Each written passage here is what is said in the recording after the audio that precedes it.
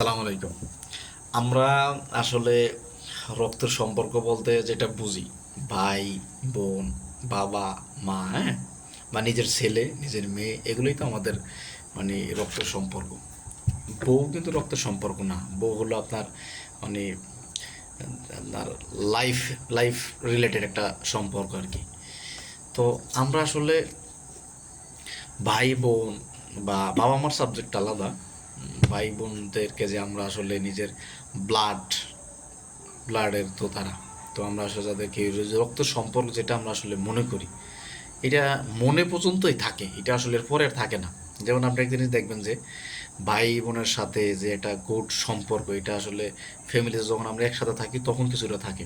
এটা এর পরে যে সম্পর্কটা থাকে না, সেটা আসলে আমরা তেমন বাইরে আর খোঁজা লাগে না। যেমন আমাদের ফ্যামিলির যে বাপ চাচা আছে, এদের দিকে তাকাইলেই বোঝা যায়, বাপ চাচা ফুফু যারা আছে এদের দিকে তাকালে বোঝা যায় যে আসলে ভাই বোনের সম্পর্ক সম্পর্ক না, এটা আসলে চিরস্থায়ী সম্পর্ক না। এটা জাস্ট যখন আমরা একদম ছোটোবেলা যখন একসাথে থাকি, একসাথে পড়ালেখা করি বা এক ফ্যামিলিতে থাকি, এই সম্পর্কটা ঠিক ওই পর্যন্তই।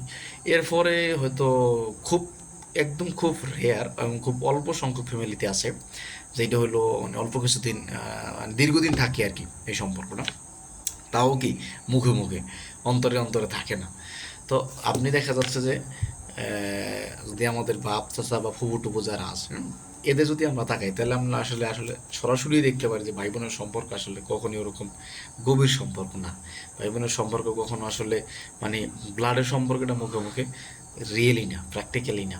দেখা যায় আপনি ভাই ভাইয়ের মতো ভাই সব থেকে এখন যদি আপনার আপনার নিজের লাইফের সাথে যদি সব থেকে বড় দ্বন্দ্ব, সব থেকে বড় সমস্যা, সব থেকে বড় ঝামেলা যদি থাকে, সেইটা হলো ভাইয়ের সাথে আর বোনের সাথে।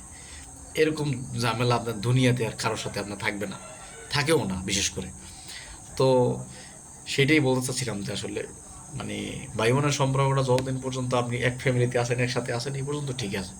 এরপরে আসলে খুব খুব কম মানুষই আছে যারা এই সম্পর্কটা রাখতে পারে। আর সবথেকে বড় সমস্যাটাই এখানে, এই সম্পর্কটা কিন্তু থাকে না, মনে মনে থাকে কিন্তু আসলে প্র্যাকটিক্যালি আর থাকে না।